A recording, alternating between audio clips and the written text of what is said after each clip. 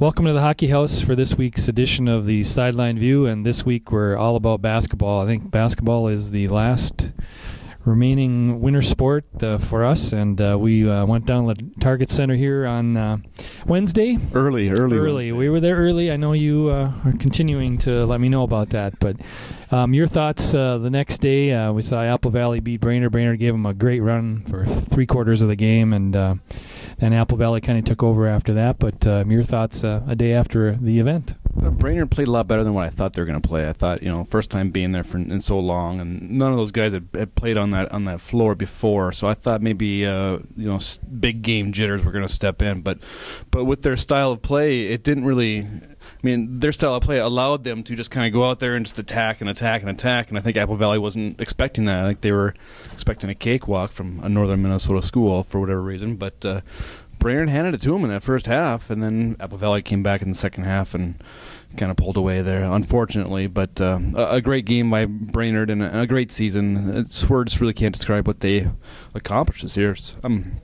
I'd never seen it, and you probably can't remember the last time they were that good. I can't remember 22 years ago that much, but I was equally impressed with them.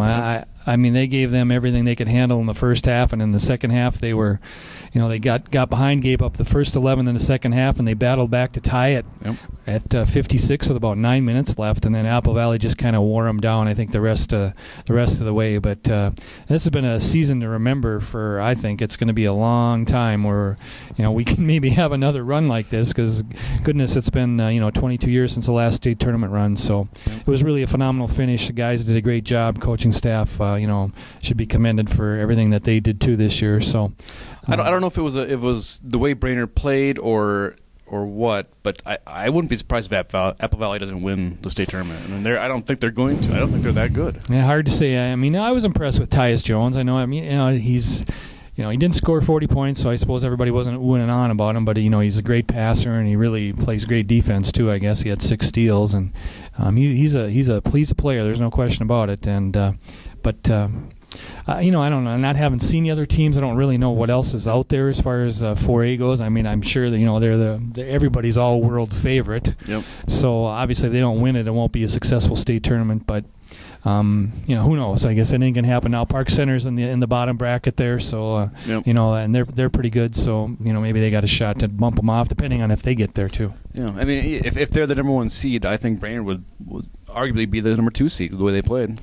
Which brings us in the argument of seeding, which a lot of people have commented on. How does a 28-1 team play another 28-1 team? And I wrote about it on Wednesday. Let's seed all 8 of them or don't seed any of them. I mean, if you're afraid of offending people, which I understand the high school league is, and the point was brought up, well, they seed section tournaments, so why can't we seed the state tournament? Right. And it's not the state high school league that seeds them. It's the coaches that are in the tournament that seed them. And right now they only seed them 1 through 5, and the other 3 are random draws. And it just so happens that Sartell and Brainerd both had to face a top-seeded team. It's like, how random is that? It's pretty coincidental. When you have a 10-19 team that plays virtually against the 6th seed, against the 3rd seed, which really makes them the 6th seed, and then you look at a 28-1 team like Brainerd, would have been ranked 8th because the 8th team would play the 1st team. So lots of debate on that, and I don't mean to be a northern Hokie or anything like that, but it just seems to me that first round shouldn't have happened.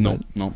That should have been a state championship game. Very well. But it would have been amazing. I guess transitioning to fans, I was amazed at how many people were there yesterday from Brainerd during a school day, and I think they took, I want to say 10 buses or so between the band and the students and adults. Sounds about right. And so there were a lot of people in that lower bowl. I mean, half of it at least was Warrior Blue, and they really did a nice job. And we've talked about how little towns have drawn typically better than Brainerd does, and I think Brainerd should give itself a pat on the back for how well it supported this team and the hockey team when they went to the section finals. So where we were sitting, it was just amazing. We don't get to see what the fans look like at a state football tournament because we've been at 2 for Brainerd the last couple of years. But from where we were sitting, it was just blue. Yep. And it was a very very interesting sight to see. It was really a great way to cap off a great winter season for those guys. So.